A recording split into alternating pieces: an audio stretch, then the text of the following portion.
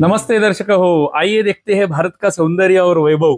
ये भारत का सौंदर्य और वैभव देखने के लिए आज हम आए हैं महाराष्ट्र में सातारा के पास में भुइंज नाम के एक ग्राम में। ये भुइंज नाम का जो ग्राम है ये सातारा से पुणे जाते समय बाएं हाथ को हमें लगता है NH4 जो राष्ट्रीय महामार्ग है, उस राष्ट्रीय महामार्ग पर ही ये गांव पड़ता है। और इस गांव में एक प्राचीन महालक्ष्मी मंदिर है जो मेरे पीछे आपको अभी दिख रहा है, वो हमें देखना है। और यहाँ पर अन्य एक विशेषता भी है कि इसी स्थान में भृगु ऋषि का विश्व का एकमेव समाधि स्थल है, वो भी हमें इस चलचित्र में देखना है। तो आपसे प्रार्थना है कि कृपया यह चलचित्र अंत तक देखिएगा। आइए मंदिर देखना आरंभ करते हैं। इस मंदिर में प्रवेश करते ही हमें मंदिर की दाहिनी बाजू दिखाई देती है। ऊपर भूमिज पद्धति का सुंदर शिखर हमें दिखाई देता है और मंदिर के सामने नया बांधा हुआ सभा मंडप भी हमें देखने के लिए मिलता है। ये मंदिर का सभा मंडप है, नया बांधा हुआ। इसके अंदर एक प्राचीन सभा मंडप है। उस मार्ग से जो द्वार हमें दिख रहा है, उस द्वार से हम अंदर जाएंगे तो अंदर हमें सभा मंडप तथा अंदर गर्भगृह का दर्शन हमें हो जाता है। वहां से हम थोड़ा बाई दिशा में देखेंगे तो जैसे दुर्गों को, किलों को अथवा गढ़ों को तटबंदी होती थी, ऐसी तटबंदी हमें देखने के लिए मिलती है। प्राचीन कालावधि का ये प्रवेश द्वार है। उसके सामने ही हमें बाई बाजू में तुलसी वृंदावन दिखाई देता है। तुलसी वृंदावन के बाजू में दीपमाला है। उसके बाजू में प्रवेश मंडप को जाने के लिए सीढ़ियां हमें देखने के लिए मिलती है। ये सब प्रवेश मंडप है और उसके अंदर सभा मंडप है। ये मंदिर के प्रवेश मंडप की जो सीढ़ियां है, ये सीढ़ियां और यहाँ का चौतरा देखकर ऐसा लगता है कि ये प्रवेश मंडप जो है मंदिर का, ये भी प्राचीन कालावधि में रहेगा। अभी इसका छत तो नया बनाया गया है किंतु ये प्राचीन लगता है।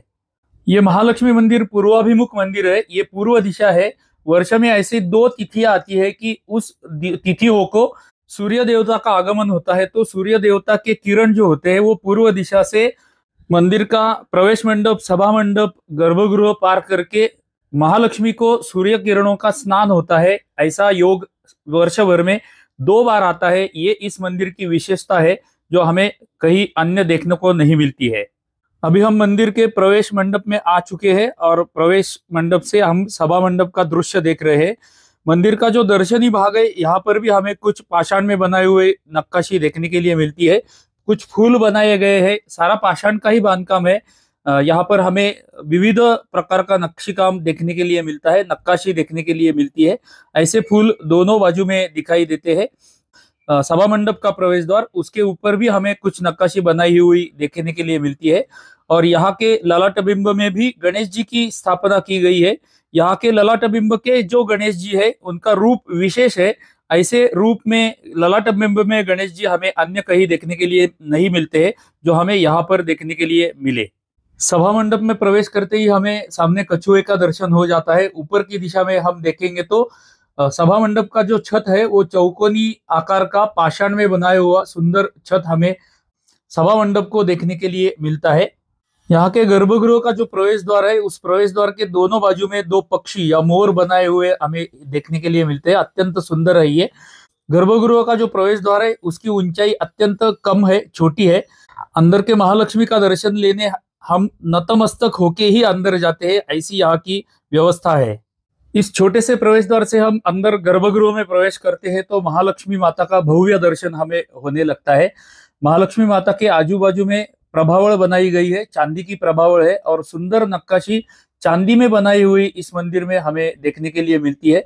इस गर्भगृह में आके मन अत्यंत प्रसन्न हो जाता है, हमारा चित्त प्रसन्न हो जाता है। ऐसा सुंदर वातावरण इस मंदिर के गर्भगृह में होता है। आइए महालक्ष्मी माता का मन भरकर दर्शन ले लेते हैं।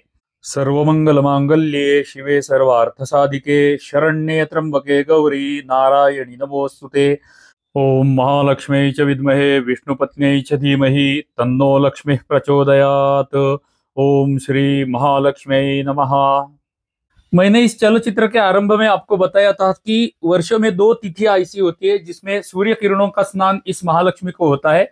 वो ऐसे होता है, हम अभी यहाँ पर देखेंगे तो ये पूर्व दिशा है, वहां पर सामने से सूर्य देवता का आगमन होता है और सूर्य किरणों का स्नान यहाँ से अंदर आके हमारे महालक्ष्मी माता को सूर्य किरणों का स्नान होता है। ये यहाँ की विशेषता हमने देखी थी।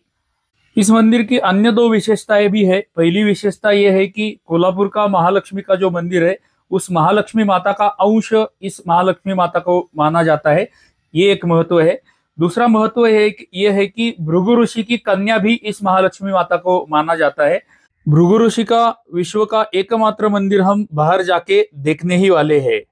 अभी हमने मंदिर बाहर से देखना आरंभ किया है। मंदिर की बाई बाजू देख रहे हैं हम। ये पहले हमने तुलसी वृंदावन देखा था, दीपमाला देखी थी, ये प्रवेश मंडप देखा था।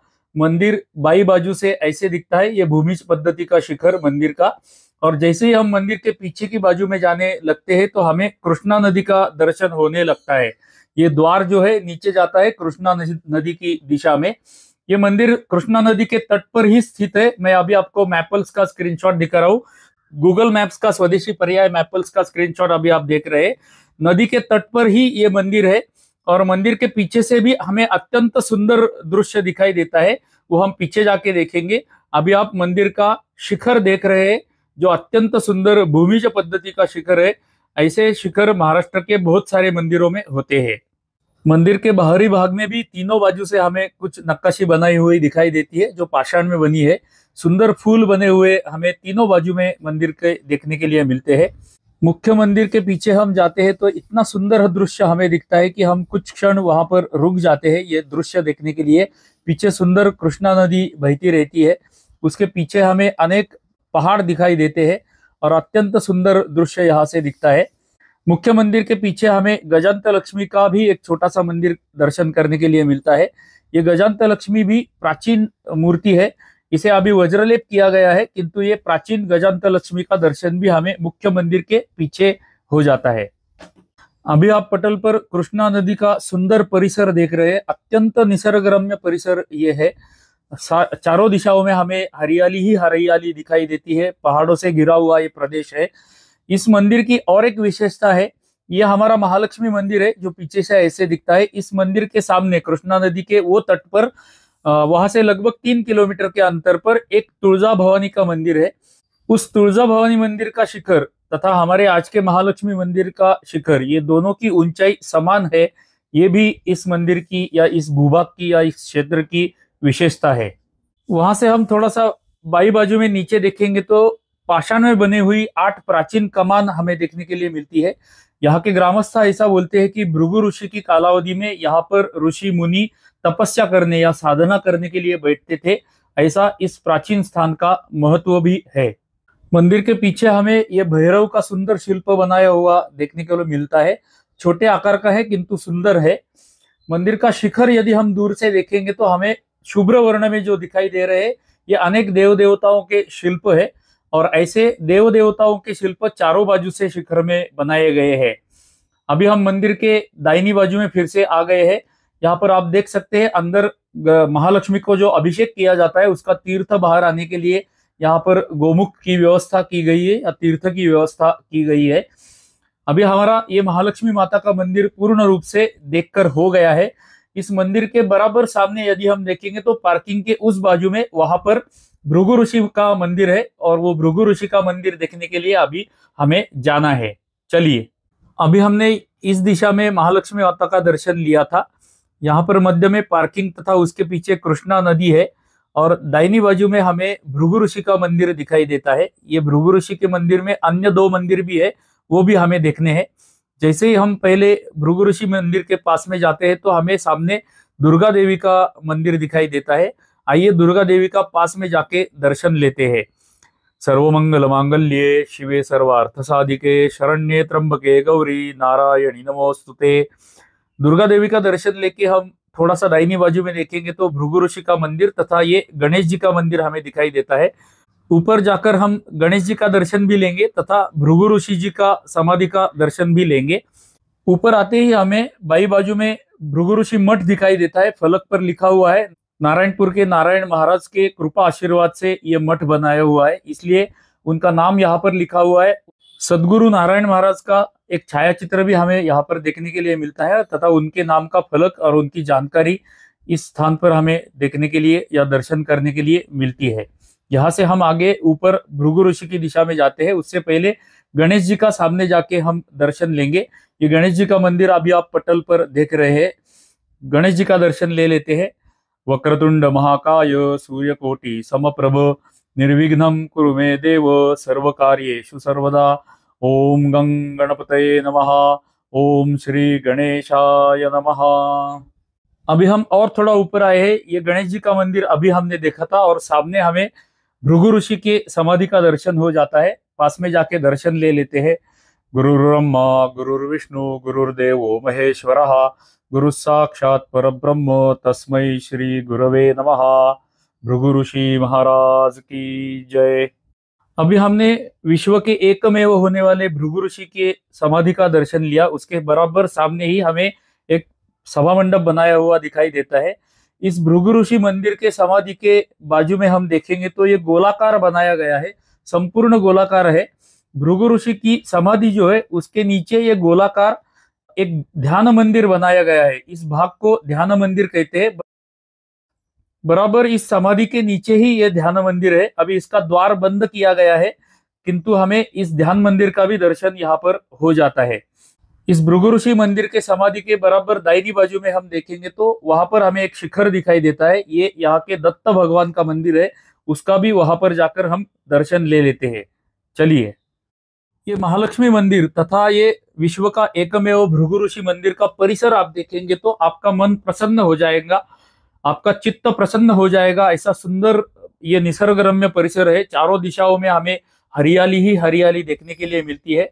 इस दत्त मंदिर के पीछे होने वाली कृष्णा नदी भी हमने देखी हुई है। अभी हम पास में जाके दत्त भगवान का भी दर्शन ले लेते हैं।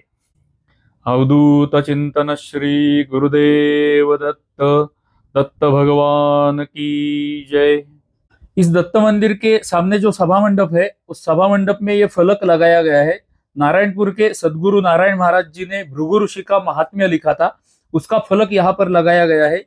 उस भृगु महात्म्य में भी उल्लेख किया गया है कि कृष्णा नदी के तट पर बसने वाले भुइंज नाम के ग्राम में भृगु ऋषि की समाधि है, ऐसा उल्लेख उस भृगु महात्म्य में किया गया है। तो इतना सुंदर और प्राचीन और पावन ये स्थान है जिसका आज हम दर्शन ले रहे हैं। अभी आपको पटल पर दिख रहा है ये महालक्ष्मी मंदिर हमने देख लिया था। महालक्ष्मी से मंदिर से आगे आके हमने ये गणेश जी का मंदिर का भी दर्शन ले लिया। ये भृगु ऋषि के समाधि का स्थल भी हमने देख लिया, उनका भी दर्शन हमने ले लिया। जैसा मैंने पहले बोला था, भृगु ऋषि के समाधि के नीचे ही ध्यान मंदिर है। अभी जहां पर पूजा खड़ी है उसके सामने ही ध्यान मंदिर में जाने का छोटा सा ये प्रवेश मार्ग है। तो कुल मिलाकर आपके समझ में आया रहेगा कि हमने अत्यंत पावन स्थान का दर्शन आज लिया है। तो दर्शकों, आइए चलचित्र की इतिश्री करते हैं। अभी आपने देखा रहेगा कि मेरे दाहिनी बाजू में होने वाला महालक्ष्मी मंदिर भी हमने देखा, मेरी बाई बाजू में होने वाला भृगु ऋषि का समाधि स्थल भी आज हमने दर्शन ले लिया। ये दोनों मंदिर प्राचीन है, अत्यंत सुंदर एवं पावन स्थान का आज हमें दर्शन मिला। हमारे चलचित्र अभी यूट्यूब के जैसे ही संपूर्ण स्वदेशी जो एटोप्ले नाम का ऐप है वहां पर भी उपलब्ध है। तो हमारी वाहिनी को एटोप्ले पर भी फॉलो कर दीजिएगा। हमारी नित्य की प्रार्थना तो आपसे रहती है कि हमारे प्रत्येक चलचित्र को लाइक किया कीजिएगा, छोटी सी टिप्पणी प्रत्येक चलचित्र को अवश्य करते रहिएगा। आपकी टिप्पणियां हमें लाभ पहुंचाती है। हमारे चलचित्र अधिकाधिक लोगों को शेयर करते रहिएगा, ये भी आपसे प्रार्थना है। यदि अभी तक हमारे वाहिनी को आपने एटोप्ले पर फॉलो नहीं किया है तो वहां पर फॉलो भी कर दीजिएगा। तथा यूट्यूब पर यदि आप यह चलचित्र देख रहे हैं तो यूट्यूब पर हमारी वाहिनी को सब्सक्राइब भी कर दीजिए, ये आपसे हृदयपूर्वक प्रार्थना है। चलिए, तो मिलते हैं अगले ऐसे ही किसी प्राचीन मंदिर के चलचित्र में। तब तक के लिए आप सभी को धन्यवाद, धन्यवाद, धन्यवाद।